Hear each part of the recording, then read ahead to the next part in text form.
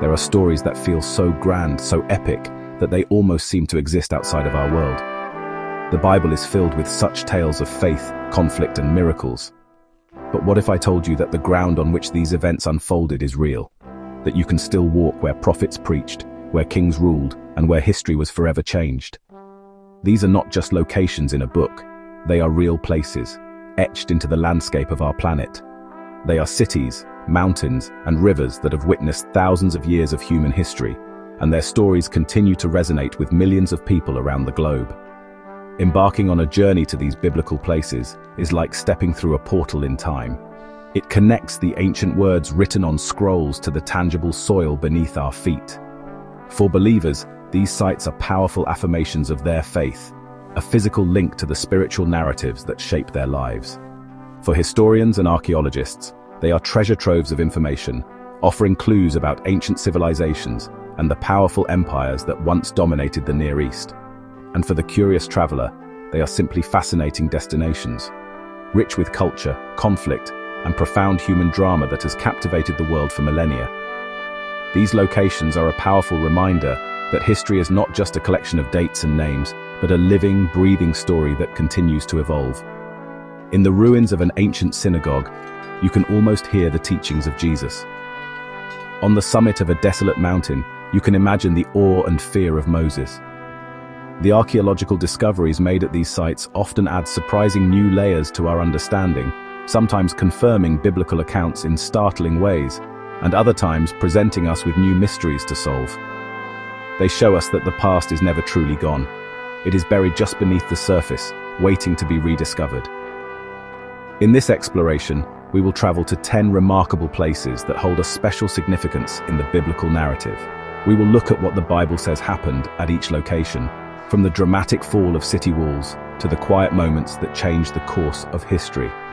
Then, we will jump forward to the present day to see what remains. We will investigate the incredible work of archaeologists who have unearthed ancient secrets and consider what these places mean to us now. This is more than just a history lesson. It is an adventure into the very heart of stories that have shaped our world. Our journey begins with two of the most famous cities of the ancient world, Jericho and Babylon. Jericho, located in the West Bank near the Jordan River, is often called the oldest city in the world. The Bible tells a dramatic story about it in the book of Joshua. After wandering in the desert for 40 years, the Israelites arrived at the heavily fortified city of Jericho. Following God's command, they marched around its walls once a day for 6 days. On the 7th day, they marched around it 7 times, the priests blew their trumpets, and the people shouted. At the sound, the mighty walls of Jericho miraculously collapsed, allowing the Israelites to conquer the city. Archaeologists have been digging at Jericho for decades, and what they've found is incredible. Excavations at the site, known as Tel es-Sultan, have revealed multiple layers of ancient settlements, confirming its great age. Most excitingly, they have found evidence of collapsed mud brick city walls. What is particularly interesting is that the walls appear to have fallen outwards, which is unusual for a city defeated by a conventional siege, where walls would typically fall inward. Furthermore, archaeologists discovered large jars full of charred grain from that period, suggesting the city was destroyed suddenly after the spring harvest and was burned, not plundered for its food, which aligns closely with the biblical account. Further east, in modern-day Iraq, lie the ruins of another legendary city, Babylon. In the book of Genesis, Babylon is the site of the infamous Tower of Babel. Here, a united humanity, speaking a single language, decided to build a tower so tall its top would reach the heavens. Their goal was to make a name for themselves and avoid being scattered across the world. However, the story says that God saw their prideful ambition, confused their languages, and scattered them across the face of the earth. This ancient story has become a powerful symbol of human arrogance and the origins of different cultures and languages. Today, the ruins of Babylon are a UNESCO World Heritage Site, though much of the ancient city has been lost to time and conflict. Archaeologists, however, have identified the foundation of a massive ziggurat, a terraced step pyramid called Etemenanki. Its name translates to Temple of the Foundation of Heaven and Earth. Ancient texts describe this structure as being 7 stories high, a truly monumental building for its time. This ziggurat is widely believed to be the historical inspiration for the Tower of Babel. Standing among its foundations, you can feel the immense ambition of the people who once tried to build a stairway to the heavens right here. Few biblical stories are as dramatic and terrifying as the destruction of Sodom and Gomorrah. According to the book of Genesis, these cities, situated in the Jordan River plain, were filled with such wickedness that God decided to destroy them completely. Abraham pleaded with God to spare the cities if righteous people could be found there, but only his nephew Lot and his family were deemed worthy of saving. Angels warned Lot to flee and not look back. As they escaped, the Bible says God rained down burning sulfur and fire from the heavens, utterly obliterating Sodom, Gomorrah, and all the inhabitants of the plain. For centuries, many people believed the story of Sodom and Gomorrah was purely a cautionary tale, a myth with no basis in reality. The exact location of the cities was lost to history, presumed to be buried somewhere beneath the salty waters of the Dead Sea. However, recent archaeological work has presented a stunning possibility. Excavations at a large Bronze Age site in Jordan called Tal el-Hammam have revealed a city that was suddenly and catastrophically destroyed around 3,600 years ago. This timing and location fit well with the biblical narrative and the geographical clues given in Genesis. The evidence uncovered at Tal el-Hammam is truly startling. Archaeologists found a dark, chaotic layer of debris about 1.5 meters thick. Within this layer, pottery fragments were found to have been melted into glass, and building materials were vaporized by an incredibly high-temperature event. The destruction was so immense and so sudden that it wiped out all civilization in the area for several centuries. Human remains found at the site were not buried, but were blasted apart, suggesting an event far more powerful than an earthquake or a typical military conquest. The evidence points to a massive explosion that occurred in the air above the city. Scientists studying the site have proposed a compelling theory, a cosmic airburst. They believe that a meteor or comet may have exploded in the atmosphere directly over Tal el-Hammam, releasing energy equivalent to a nuclear bomb. This would explain the extreme heat, the high-pressure shockwave that flattened the city, and even the rain of fire described in the Bible. Some researchers have even found tiny spheres of melted minerals and sulfur, which could be the physical remnants of the brimstone from the ancient story. It's a fascinating case where modern science may have uncovered the real-world event behind a biblical catastrophe. High in the rugged, sun-scorched deserts of the Middle East stands a mountain of monumental importance to Judaism, Christianity, and Islam, Mount Sinai. It is here, according to the book of Exodus, that God descended in a cloud of fire and smoke to make a covenant with the newly freed people of Israel. While the Israelites camped at the foot of the mountain, Moses ascended into the divine presence.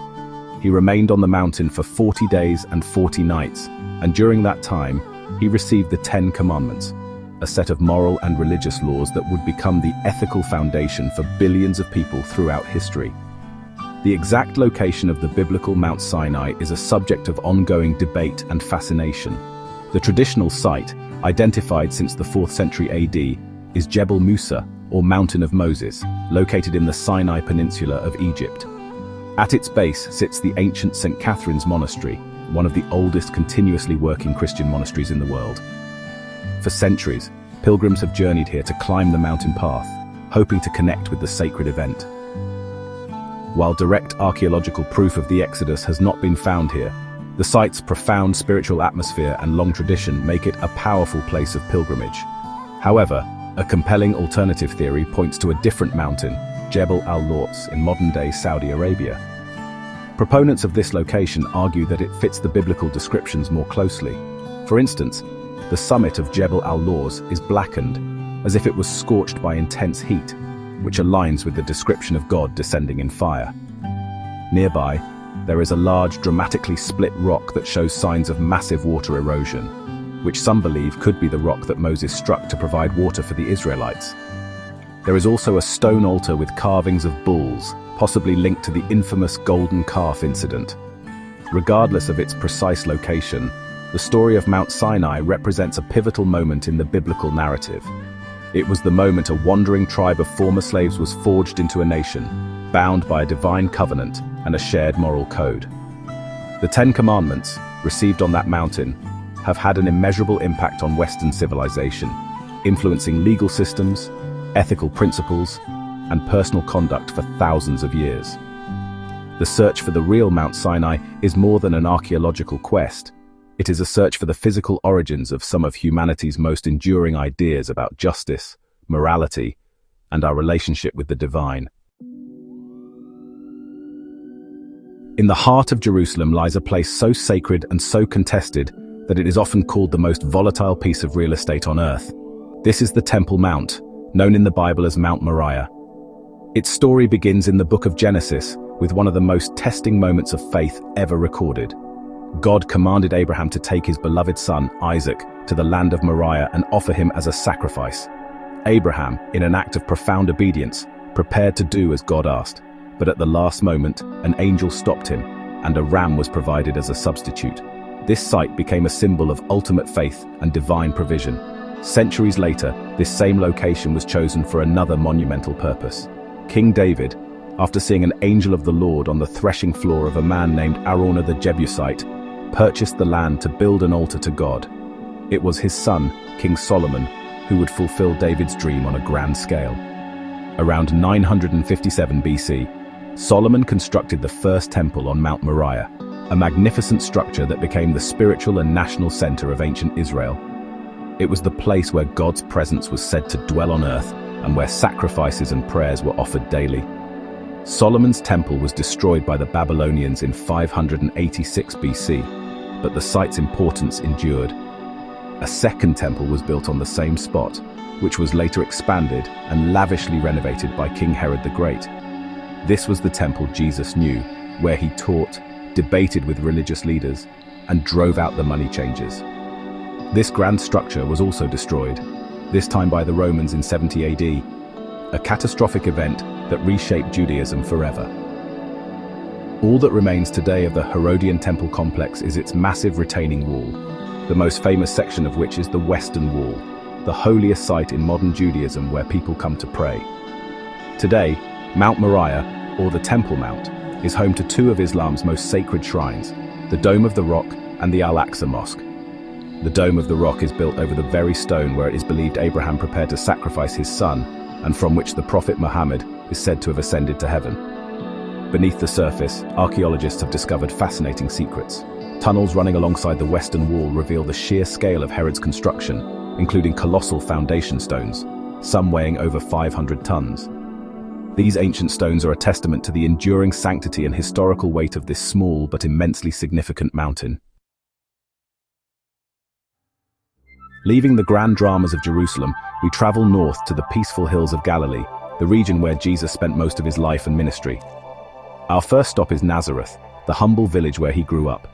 In the Bible, Nazareth was so insignificant that one of Jesus' future disciples, Nathanael, famously asked, "Can anything good come from Nazareth?" For a long time, some scholars even doubted that a village named Nazareth existed in the 1st century. It was a place of quiet obscurity, the backdrop for the hidden years of Jesus' life as he learned the trade of carpentry from his father, Joseph. Archaeology, however, has since silenced the doubters. Excavations in modern-day Nazareth have uncovered the remains of a small agricultural village from the time of Jesus. Archaeologists have found rock-cut homes, olive presses, cisterns for storing water, and terraced fields, painting a clear picture of a simple rural community. One of the most remarkable discoveries is a 1st century house found preserved beneath the Sisters of Nazareth convent. Some archaeologists have suggested this could be the childhood home of Jesus, a place where the pivotal event of the Annunciation, the angel Gabriel's message to Mary, may have occurred. Today, the massive Basilica of the Annunciation stands as a testament to the town's global significance. From Nazareth, Jesus launched his public ministry, making the nearby fishing village of Capernium his base of operations.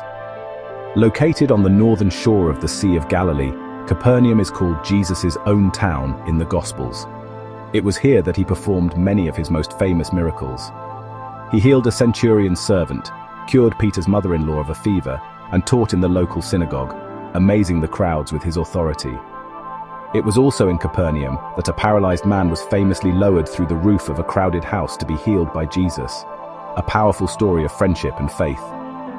The ruins of Capernaum today are remarkably well preserved and offer a direct window into the world of Jesus. Visitors can walk through the remains of the ancient village and see the foundations of a magnificent synagogue. While the visible white limestone synagogue dates to a few centuries after Jesus, it was built directly on top of the foundation of an earlier synagogue made of black basalt stone, the very one where Jesus would have taught. Even more incredible is the discovery of what is believed to be the house of the Apostle Peter. Excavations revealed a simple first-century home that was later plastered and turned into a place of Christian worship, with ancient graffiti invoking the names of Jesus and Peter. A modern church now stands suspended over these ruins, protecting the site believed to have been Jesus' home away from home. All roads in the Bible, it seems, eventually lead to Jerusalem. More than just a city, Jerusalem is the spiritual center of the biblical world, a place chosen by God and steeped in prophecy, conflict, and redemption. Its story is woven throughout the Old and New Testaments, from its conquest by King David, who made it his capital, to its role as the stage for the final dramatic week of Jesus' life. It was here that Jesus shared his Last Supper with his disciples, where he was arrested in the Garden of Gethsemane, tried by Pontius Pilate, and ultimately crucified on a hill called Golgotha. The events of that fateful week have left an indelible mark on the city. Christians from all over the world flock to Jerusalem to walk the Via Dolorosa, or the Way of Sorrows, the traditional path Jesus took carrying his cross to the site of his execution. This path ends at the Church of the Holy Sepulchre, a vast and ancient church built over the traditional sites of both the crucifixion and the tomb where Jesus was buried. For millions, this church is the most sacred place on earth, the location of the resurrection, the cornerstone event of the Christian faith. The very air inside feels heavy with centuries of prayer and devotion. Archaeology in Jerusalem constantly reveals new layers of its complex history. While the exact location of Golgotha is debated, the site within the Church of the Holy Sepulchre was outside the city walls in the 1st century and was part of an old stone quarry, which fits the biblical description. Recent scientific tests conducted on the tomb inside the church have dated the mortar to the 4th century, confirming that it was indeed constructed during the time of Constantine, the first Christian Roman emperor, who ordered the church to be built. These findings provide a powerful link between modern pilgrims and the earliest Christian traditions. Today, Jerusalem remains a vibrant, bustling city, but it is also a place of deep religious and political tension, sacred to Jews, Christians, and Muslims alike. The old city, with its ancient stone walls, is a labyrinth of holy sites, bustling markets, and diverse communities living side by side. The Mount of Olives, just east of the city, offers a stunning panoramic view and is where the Bible says Jesus ascended to heaven. It is also where the prophet Zechariah prophesied the Messiah would one day return. Jerusalem is not just a historical relic, it is a living city, a symbol of eternal hope and conflict, where ancient prophecies still feel present and future destinies are yet to be decided. There is a name that has become synonymous with the end of the world: Armageddon. This powerful and ominous word comes directly from the Bible, specifically from the book of Revelation. It describes a future, final battle where the kings of the earth will gather to wage war against God. But Armageddon is not just a symbolic idea, it is a real place. The name is a Greek transliteration of the Hebrew Har Megiddo, which means Mount of Megiddo. This ancient hill, or tell, is located in northern Israel, overlooking the fertile Jezreel Valley. Megiddo's history is a long and bloody one, which explains why it was chosen as the symbolic location for the world's final conflict. It stood at a critical crossroads, controlling the Via Maris, the main trade and military route connecting the ancient empires of Egypt and Mesopotamia. Whoever controlled Megiddo controlled the flow of armies and commerce. As a result, this strategic hill was the site of more recorded battles than any other place in the world. Its history is a chronicle of constant warfare, conquest, and destruction, from Egyptian pharaohs to Roman legions and even modern armies. Archaeologists excavating Tel Megiddo have found an incredible cross-section of history. The hill is not a natural mountain, but is composed of at least 25 layers of ruined cities built one on top of the other over thousands of years. Each layer tells a story of a city built, prospered, and then violently destroyed. The Bible mentions Megiddo several times, including in the story of the Israelite judge Deborah and in the account of King Josiah of Judah, who was killed there in a battle against the Egyptian pharaoh Necho. Digging through Megiddo is like reading a history book of ancient warfare written in stone and ash. Today, Megiddo is a national park and a UNESCO World Heritage Site, where visitors can explore the fascinating ruins. You can see the remains of ancient city gates, palaces, and a sophisticated water system that allowed the city's inhabitants to withstand long sieges. As you stand on the summit of the Tell and look out over the vast, peaceful valley below, it is hard to imagine the countless battles that raged here. Yet, the history of Megiddo serves as a powerful reminder of humanity's long history of conflict, making it a fitting, if sobering, symbol for the ultimate confrontation between good and evil described in Revelation. Our journey through these 10 biblical places takes us from the fallen walls of Jericho to the sacred summit of Mount Moriah, from the quiet hometown of Jesus to the prophesied battlefield of Armageddon. These are more than just dusty archaeological sites or dots on a map. They are powerful points of connection where ancient stories feel vibrantly alive.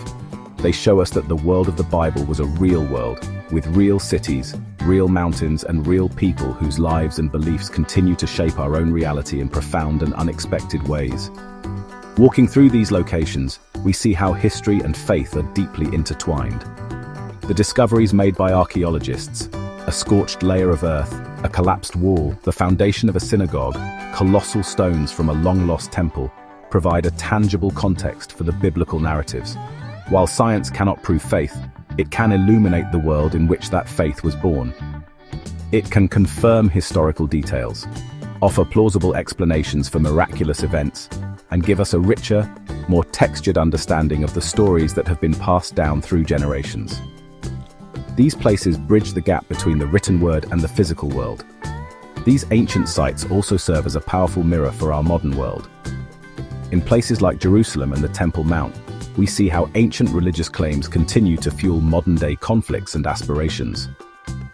In the ruins of Babylon and Megiddo, we are reminded of the timeless human cycles of ambition, power, and war.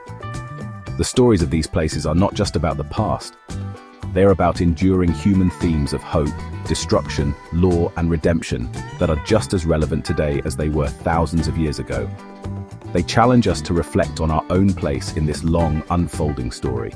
Ultimately, whether you approach these places as a person of faith, a historian, or simply a curious traveler, they have a unique power to inspire awe and reflection.